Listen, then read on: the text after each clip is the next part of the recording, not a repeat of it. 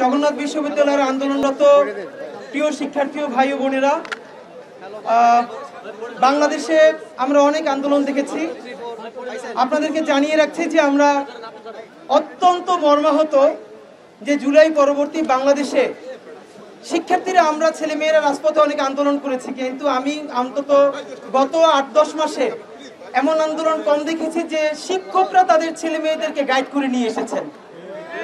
এবং জগন্নাথ বিশ্ববিদ্যালয়ে আমাদের শিক্ষকরা, আমাদের পাশে আমার স্যার দাঁড়িয়ে আছেন, তাকে কালকে যেভাবে হেনস্থা করা হয়েছে এর চেয়ে তো লজ্জা আসলে এই বাংলাদেশে এখন নাই। তো আপনাদের কাছে বিনীত অনুরোধ, প্রথমত হলো একটু আপনারা জানেন গতকালকে জগন্নাথ বিশ্ববিদ্যালয়ের উপরে যখন ন্যাক্কারজনক হামলা করা হয়, আমরা ইনকিলাব মঞ্চ থেকে সাথে সাথে অফিসিয়াল স্টেটমেন্ট দিয়েছি এর বিরুদ্ধে। এখন আপনাদের কাছে ভাইরা শুধু একটা কথা, সেটা হচ্ছে আমরা চাইলে এমন কথা বলতে পারি যাতে আপনারা প্রচুর উদ্দীপ্ত হবেন, আমাদেরকে বাহাবা দিবেন, হাততালি দিবেন, কিন্তু এইটা আপাতত আমাদের জন্য একটা জনপ্রিয় ব্যাপার হলেও আপনাদের জন্য তো আনন্দদায়ক না। কারণ আপনারা সেই গতকালকে সকাল থেকে আন্দোলনে করে আমরা রাতেও এসে খোঁজ নিয়ে গেছি, আপনারা শত শত ছেলে মেয়ে আপনারা রাতে এখানে শুয়েছিলেন। আজকে সারাটা দিন বৃষ্টি, এবং আমি দেখে সত্যি অবাক হয়েছি। আমি ভাবি নাই যে বৃষ্টির মধ্যে এসেও সকল স্যারদেরকে পাবো, এসে দেখছি স্যাররা আপনাদেরকে ছেড়ে যান নাই। আমি নিজে ঢাকা বিশ্ববিদ্যালয়ের শিক্ষার্থী ছিলাম, হাজারবার বলেছি, আবারও বলছি, ঢাকা বিশ্ববিদ্যালয়ের মুরব্বিয়ানা বন্ধ করতে হবে। এই বাংলাদেশের প্রত্যেকটা বিশ্ববিদ্যালয় যে যার বিশ্ববিদ্যালয়, কেউ কারো গার্ডিয়ান নয়। এবং বাংলাদেশে যেটা হয়েছে জগন্নাথ বিশ্ববিদ্যালয়ের একটা ব্যাপার আমি নিজে জানি, কারণ আমার ভাই ওখানে শিক্ষার্থী ছিলেন। ঢাকা বিশ্ববিদ্যালয়ের যেই সব ছাত্ররা আগে জগন্নাথে ভিসি হিসেবে বা বিভিন্ন পদে পদায়িত হতেন, তাদের মন মতো প্রার্থীকে জগন্নাথ বিশ্ববিদ্যালয়ের শিক্ষক বানানোর জন্য জগন্নাথ বিশ্ববিদ্যালয়ের শিক্ষার্থীদেরকে ইচ্ছা করে সিজিপিএ কম দেওয়া হতো। এমনও হয়েছে যে যারা পরীক্ষায় ভালো করেছে, থিসিসে ভাইভায় তাদেরকে গ্রেড একদম লো করে তারপরে তারা যেন পরীক্ষা আবেদন করতে না পারে সেই ব্যবস্থা করা হয়েছে। এবার অন্তত একটা আনন্দের ব্যাপার যে জগন্নাথ বিশ্ববিদ্যালয়ের শিক্ষকই জগন্নাথের ভিসি হয়েছেন। বন্ধুরা আমার, গতকালকে এখানে একটা অনাকাঙ্ক্ষিত ঘটনা ঘটেছে এবং আপনাদের প্রতি অত্যন্ত সাধুবাদ জানাই।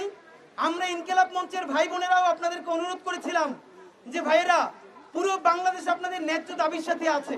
দেখেন, একজনের সাথে পার্সোনাল মতামত, আদর্শিক ভিন্নতা আমাদের সবার আজীবন থাকবে। সেটা যদি না থাকতো তাহলে আমরা সবাই মিলে একটা দল করতাম, সবাই মিলে আমরা একটা গোষ্ঠী হতাম। কিন্তু না, এই যে অনেক দল, অনেক গ্রুপ, এটাই তো ডেমোক্রেসির সৌন্দর্য। কিন্তু কথার জবাব আমরা কথা দিয়েই দিব, কোনো শারীরিক ভাবে নয়। আমরা আপনাদের কাছে দাবি জানিয়েছিলাম, ভাইরা আপনারা প্লিজ এই অনাকাঙ্ক্ষিত ঘটনার জন্য দুঃখ প্রকাশ করেন। আপনারা অত্যন্ত মহানুভবতার পরিচয় দিয়েছেন। আমি নিজে দেখেছি আপনাদের শিক্ষকরা, ইভেন রইস স্যার পর্যন্ত নিজে আনুষ্ঠানিকভাবে দুঃখ প্রকাশ করেছেন। এখন সরকারকে জানাতে চাই, আমাদের বাবার সমতুল্য আমাদের শিক্ষকরা দুঃখ প্রকাশ করেছে অনাকাঙ্ক্ষিত ঘটনার জন্য। আমাদের বাবার মতো শিক্ষকদেরকে কালকে রাষ্ট্রীয় পেটুয়া বাহিনী যে আক্রমণ করেছে, সরকার কি দুঃখ প্রকাশ করেছে? সুতরাং একপাক্ষিক মহানুভবতা কিন্তু খুব ভালো জিনিস নয়। বন্ধুরা আমার, রোহিত স্যার আসছেন এবং স্যার প্লিজ আসেন। এবং আমি নিজে দেখেছি, এবং এই আন্দোলনে আমি আর একটা ব্যাপার অদ্ভুত ভাবে খেয়াল করেছি। আমাদের প্রত্যেকটা ক্যাম্পাসে ছাত্রদল, ছাত্র শিবির আর অন্যান্য সবার মধ্যে কিন্তু ঝগড়াঝাটি আছে। কিন্তু গতকাল আমরা যেটা দেখেছি, একই আন্দোলনে ছাত্রদল, ছাত্র শিবির, অন্যান্য সকল রাজনৈতিক দল যারা জগন্নাথের ক্যাম্পাসে রাজনীতি করে, জগন্নাথের ন্যায্য দাবির পক্ষে তারা সবাই একসাথে দাঁড়িয়েছে। আপনাদেরকে বলবো, ছাত্রদল হন, ছাত্র শিবির হন, বাকশাস হন, খেলাফত মজলিস বা যেই দলের হন, ইসলামী ছাত্র আন্দোলনের হন, আপনাদের ন্যায্য দাবি আদায় না হওয়া পর্যন্ত নিজেদের মধ্যে কাউকে বিভেদ তৈরি করতে দিবেন না। বন্ধুরা আমার, আপনাদেরকে একটা কথা বিনীতভাবে বলতে চাই, আপনারা আমাকে কাইন্ডলি একটা কথা শুনেন।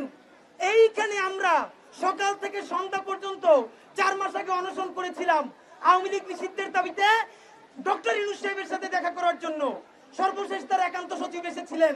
ভাইরা, আপনারা যদি এখন এরকমই ফিক্স থাকেন আমরা ইউনূস স্যারের সাথে কারোর সাথে দেখা করব না, তাহলে তো একটু কঠিন হতে পারে।